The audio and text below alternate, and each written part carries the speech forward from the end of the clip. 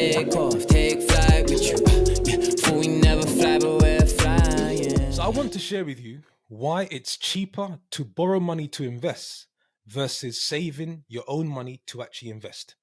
Now, this is coming from an individual that has spent the last 10 years saving almost 45% of his earned income. I've saved my money to invest. I've borrowed money to invest. And now in this sort of phase of my career, I'm now borrowing even more money to invest in assets. But between the two different strategies, one is a lot cheaper than the other. And the whole idea of sharing this with you is, one, I'm going through the experience right now myself. But two, by sharing this perspective with you, it gets you to think a little bit differently about equity and debt, my savings and debt, and maybe how to think about your playbook as you move forward. So for me, my history of saving is quite impressive, if I'm being honest with you.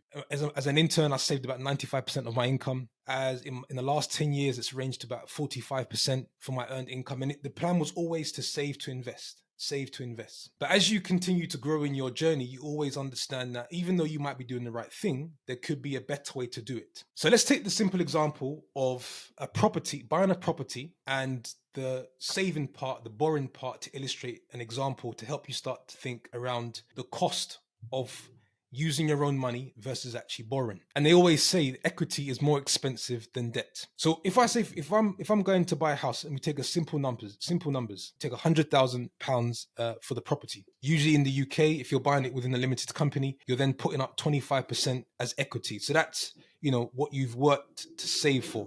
And then the 75% you're borrowing from the bank. So in this case, it'll be 75K. Now, if I take one of the properties that I bought back in 2021, for me to be able to get the 75% from the bank, I agreed to pay 3.24% on interest on that loan. And that term was fixed for 5 years. So in essence, for me to borrow 75%, which is 75K to buy that house, it cost me 3.24%. In today's rate, I'm doing a remortgage now, and that rate I'm getting is 5.44%. So let's say between 2 to 5% fixed for 5 years, and then every 5 years, then I'll enter a new fixed period. But if we look at the 25%, if we look at the 25K which I've raised, and I don't think people look at it this way or understand, how much did it cost me to use £25,000?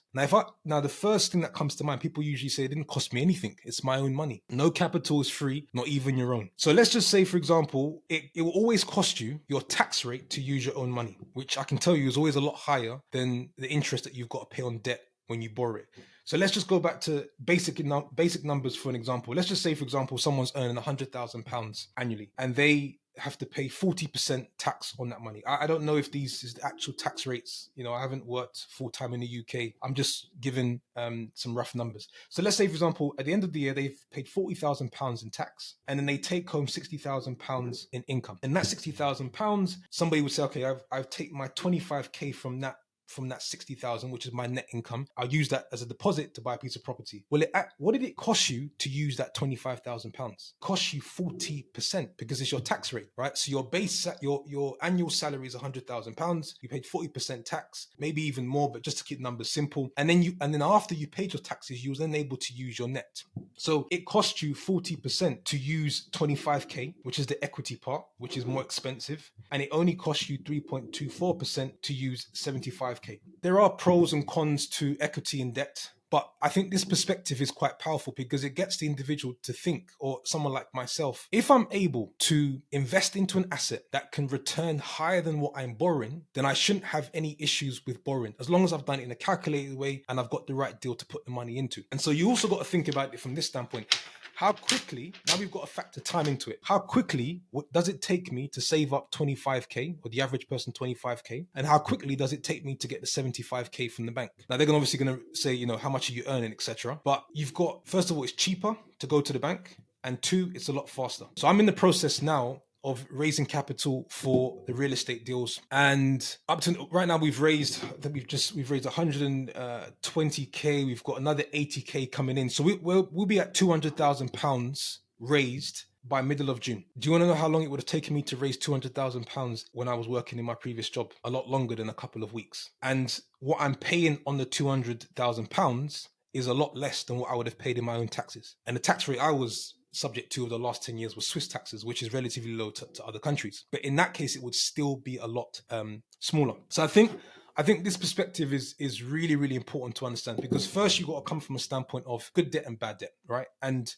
this is in the context of good debt. I never want to, when you think about debt, people always say, oh no, debt's a bad thing. Debt's a bad thing.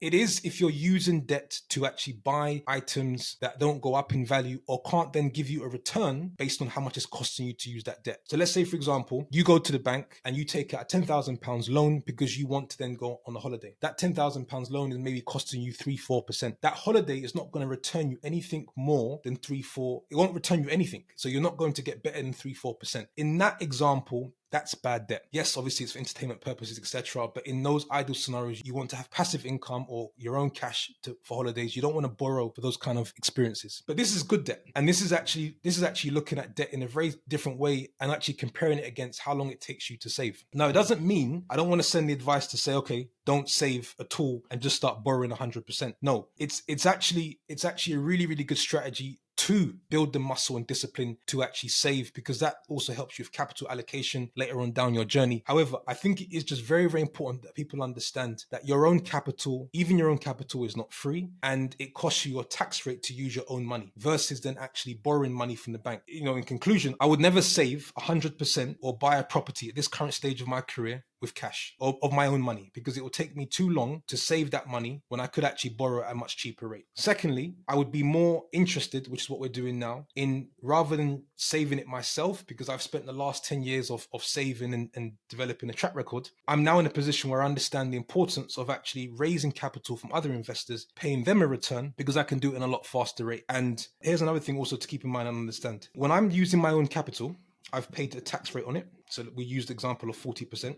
When I borrow money, taxes has already been paid on that amount of money. So it's just a much more clever way of financially engineering, how you're actually going in and to start to invest in assets. So yeah, as I hope with that, it just gives you something to think about. As you're on your journey, you're thinking about investing, you really need to think about how you're leveraging debt. Equity is very, very expensive. I've explained to you how and why. So really think about when you want to use debt, how you want to use debt, how much debt you want to use. But it can be a very, very powerful tool, subject to you're actually investing in an asset that can return a much higher rate than what you are borrowing the money for. And with that, I hope that short lesson has helped to provide you with perspective around equity and debt, using your own money versus borrowing. And it can give you, a couple of ideas to really ponder on for when you're thinking about making your future investments or your next investment, or at some point, how you actually want to use debt. If you've got any thoughts, any questions, I'd love to engage in these conversations. Reach out to me directly on Instagram at Pabilo Timbo, or you can reach out to us on Take Flight Podcast on Instagram. Until then, speak to you guys next time. Take off, take flight.